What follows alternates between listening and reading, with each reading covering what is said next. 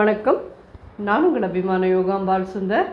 இன்றைக்கி என்ன பார்க்க போகிறோம் அப்படின்னு சொல்லி கேட்டேன்னா, சாயங்கால வேலை ஸ்நாக்ஸுக்கு பண்ணுற சமோசா. பட் மினி சமோசா குட்டி குட்டியாக பண்ணி இது பண்ணோன்னா குழந்தைகளுக்கெல்லாம் ரொம்ப பிடிக்கும்.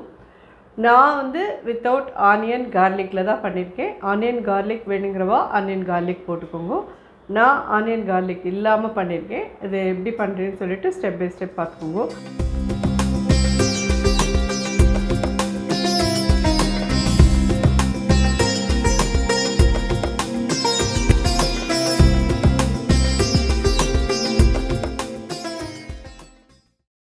இப்போ மேல் மாவு பிசையலாம். மைதா மாவு ஒரு 1.5 கப் கிட்ட எடுத்து வச்சுருக்கேன்.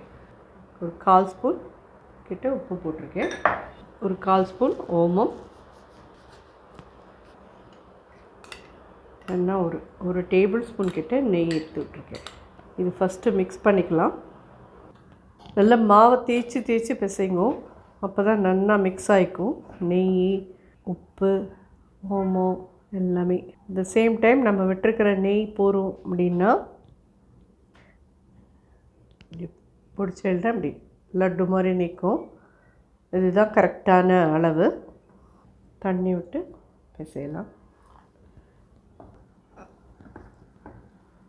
கொஞ்சம் கொஞ்சமாக விட்டு பிசைங்கோ, ஒரேடியாக விட்டுறாதீங்கோ. நான் ஒரு டேபிள் ஸ்பூனாக விட்டு தான் பிசைகிறேன். இது நான் ரொம்ப நீர்த்தும் போயிடக்கூடாது, ரொம்ப டைட்டாகவும் இருக்கக்கூடாது, மீடியமாக இருக்கணும்.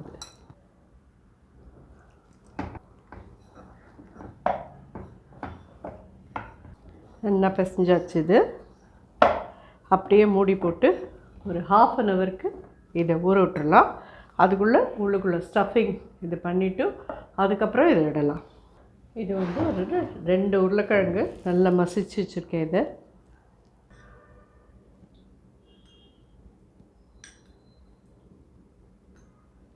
ஜஸ்ட் ஒரு 3 டீஸ்பூன் கிட்ட எண்ணெய் விட்டுருக்கேன். 1/4 ஸ்பூன் சீரகம், 1/4 ஸ்பூன் சோம்பு. இந்த சோம்பு போடுற இடத்துல நீங்கள் கொஞ்சம் தனியா நசுக்கி போட்டு அதோட கூடவே பூண்டையும் நசுக்கி போட்டு பண்ணினேன்னாலும் பண்ணுங்க. பூண்டு நல்லா போட்டு பண்ணினேன்னா பூண்டு இஞ்சி ரெண்டுமே நல்லா நசுக்கி போட்டு இதோட பண்ணிடுங்க. நான் வெறும் பச்சை மிளகா மட்டும்தான் ஆட் பண்ணுறேன். உங்களுக்கு பச்சை மிளகா வேண்டாம்னா நீங்கள் காரப்பொடி அந்த இடத்துல போட்டு நீங்கள் பண்ணிக்கலாம். இது எப்படிலாம் நீங்கள் ஸ்டஃபிங்கை மாற்றிக்கலாம் அப்படின்றது நான் முன்னாடியே சொல்லிடுறேன். ஸோ அதனால் நம்ம வெறும் சோம்பு சீரகம் போட்டு முந்திரி திராட்சை இதெல்லாம் தான் போட்டு பண்ண போகிறோம். நீங்கள் அப்படி வேண்டாம் அப்படின்னா வெறும் உருளைக்கிழங்கு இதோடு இது பண்ணிவிட்டு பூண்டு இதெல்லாமும் போட்டு நல்ல காரசாரமாக நீங்கள் சமோசா பண்ணிக்கிறீங்கனாலும் பண்ணிக்கணும். ஸோ இஞ்சியும் பச்சை மிளகாவும் இடித்து வச்சுருக்கேன், அதை இதில் ஆட் பண்ணுறேன். இந்த முந்திரி பருப்பு ஒரு 5-6 கிள்ளி வச்சுருக்கேன், அதையும் போட்டு திராட்சை பழம் ஒரு டேபிள் ஸ்பூன் கிட்ட போடுறேன்.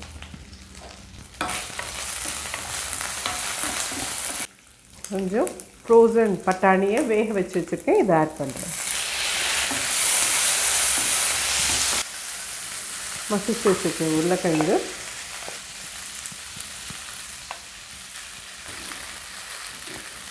ஸ்டஃபிங்கான உப்பு ஒரு 1/2 டீஸ்பூன்லேருந்து 3/4 டீஸ்பூன் வரைக்கும் போடுங்க. கொஞ்சம் மஞ்சள் பொடி, ஆம்ச்சூர் பொடி ஒரு 1/4 டீஸ்பூன் போட்டிருக்கேன். கரம் மசாலா பொடி ஒரு 1/4 டீஸ்பூன். இது எல்லாமே ஒன்றா சேர்ந்து மிக்ஸ் ஆகணுன்றதுக்கோசம் கொஞ்சமாக தண்ணி விடுறேன்.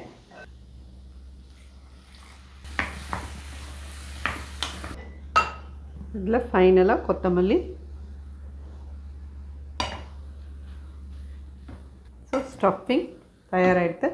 ஆம்ச்சூர் பொடி இல்லை அப்படிங்கிறவா நீங்கள் அடுப்பை அணைச்சிட்டு ஒரு 1/2 மூடி எலுமிச்சம்பழம் பிழிஞ்சுக்கோங்க, சரியாக இருக்கும். ஆனால் அது ஆம்ச்சூர் பொடி போட்டேன்னா தான் இந்த சமோசாவோட வாசனை வரும். அது இல்லாத நீங்கள் எலுமிச்சம்பழம் பிழிஞ்சேன்னா போண்டா பண்ணிக்கிற மாதிரி உருளைக்கிழங்கு போண்டாவோட ஸ்டஃபிங் உள்ளே வச்ச மாதிரி இருக்கும். ஸோ இந்த கரம் மசாலா, ஆம்ச்சூர் பொடி இதெல்லாம் போடுறது ரொம்ப அவசியமான ஒரு இது. நீச்சு போட்டேன்னா நல்லாயிருக்கும், போடலைன்னு அதுக்குன்னு பரவாயில்ல, சில பேருக்கு அப்படியே பிடிக்கும், அது மாதிரி பண்ணிக்குவோம். இது ரெடி ஆகிடுத்து. இது கொஞ்சம் ஆறட்டும், அதுக்கப்புறம் நம்ம இட்டு பொரிக்கிறதுக்கு பார்க்கலாம். ஸோ இந்த சைஸ்க்கு மாவு எடுத்துக்கோங்க.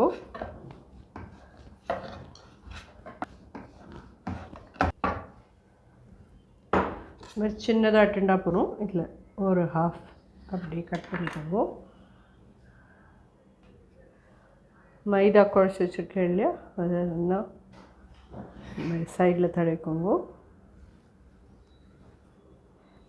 இது இப்படி எடுத்துட்டு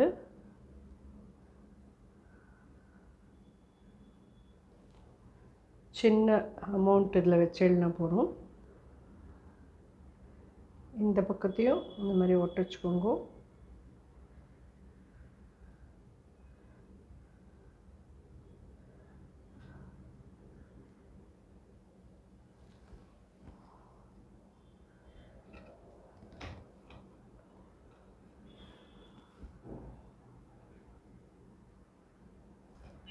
திருப்பி எகெயின் காமிக்கிறேன். இந்த மாதிரி ஹாஃபை இந்த மாதிரி ஒட்ட வச்சுக்கோங்க. ஒரு கப் மாதிரி ஆகிடும். இது கப்பில் கொஞ்சமான அளவு வச்சுட்டு இந்த சைடையும் இந்த மாதிரி மடக்கிண்டு 2 சைடும் ஓட்டிடுவோம். புரிஞ்சிருக்கும்னு நினைக்கிறேன். இந்த மாதிரியே பண்ணிவிட்டு எல்லாத்தையும் ஒரு 5-6 பண்ணி வச்சுருக்கேன். ஏதோ எல்லாத்தையும் எண்ணெயில் போட்டு இப்போ பொரிக்கலாம். நீங்கள் இந்த மாதிரி பண்ணிட்டு இதை வந்து டப்பாவில் அடுக்கி ஃப்ரிட்ஜில் வச்சுடுங்க.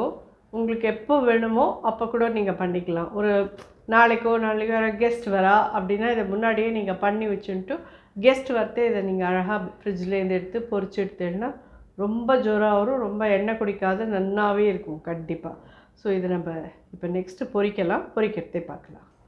ஸோ எண்ணெய் வந்து ரொம்ப காயவும் கூடாது, அட் த சேம் டைம் காயாமே இருக்கவும் கூடாது. இந்த மாதிரி ஒரு மிதமான இதில் இருக்கிறது சின்னதாகவே வச்சுக்கோங்க.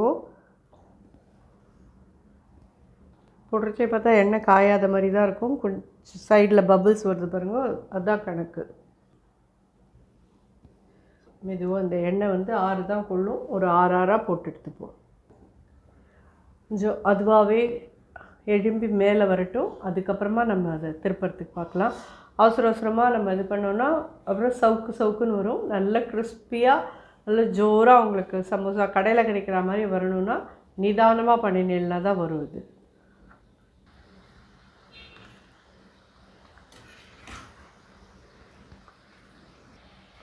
நல்ல டீப் ப்ரௌனாக ஆகிற வரைக்கும் வறுத்துட்டேன்னா தான் நல்லாயிருக்கும் சமோசா. ரொம்ப நாளைக்கு கிறிஸ்பியாக இருக்கும். இப்போ தான்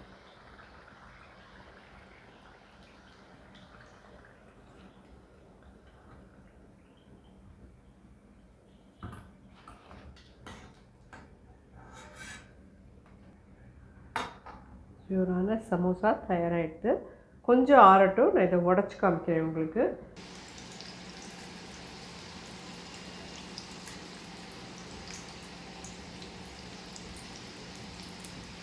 நிச்சயமாக ரொம்ப நல்லாயிருக்கும். குழந்தை இல்லாமல், ஏன்னா இதில் ரொம்ப காரம் போடலை. இஞ்சி பச்சை மிளகாவை நசுக்கி நான் போட்டுட்டேன். காரம் வேணுங்கிற நல்லா மிளகா அப்படி போட்டுக்கோங்க. அதுக்கப்புறமா நான் அம்ச்சூர் பொடி, கரம் மசாலா பொடி எல்லாம் போட்டுக்கலாம். அதே மாதிரி பூண்டு வேணுங்கிறவாவும் நல்லா பூண்டு இஞ்சி எல்லாம் இடித்து இதில் சேர்த்துக்கோங்க. ரொம்ப நல்லா வரும். நிச்சயமாக ட்ரை பண்ணி பார்த்துட்டு எப்படி இருந்தது எனக்கு ஃபீட்பேக் சொல்லுங்கள். குழந்தையெல்லாம் நல்லா என்ஜாய் பண்ணுவாள் இந்த கிரேப்ஸ் அண்ட் முந்திரி பருப்பு இருக்கிறதுனால. ஏன்னா அவளுக்கு ஒரு திதிப்பு ஒரு இதோடு இருக்கும் அந்த சமோசா. நிச்சயமாக ரொம்ப நல்லாயிருக்கும். ட்ரை பண்ணி பார்த்துட்டு ஃபீட்பேக் சொல்லுங்கள். நன்றி, வணக்கம்.